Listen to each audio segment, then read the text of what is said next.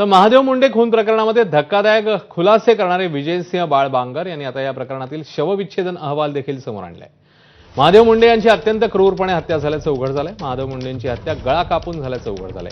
त्यांचं तोंड, मान, हातावर 16 वार होते, त्यामुळे अतिरक्तस्राव होऊन त्यांचा मृत्यू झालाय।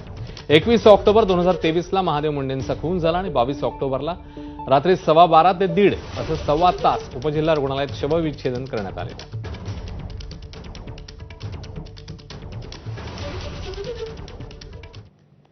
तर शवविच्छेदन अहवालामध्ये नेमकं काय समोर आलंय बघूया। महादेव मुंडेंची गळा कापून हत्या झाली आहे। गळ्यावर 3 वार करण्यात आले।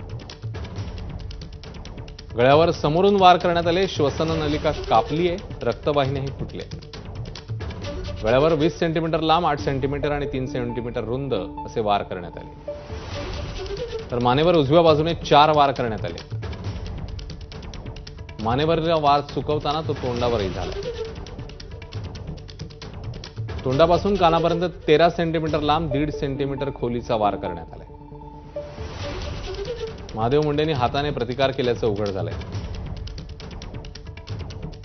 हा डाव्या आणि उजव्या हाताच्या वर अंगठ्याजवळ, तळहातावर आणि मधल्या बोटावर या जखमा आहेत।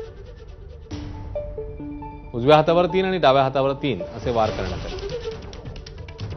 खाली कोसळल्यामुळे डाव्या गुडघ्यालाही खरचटले।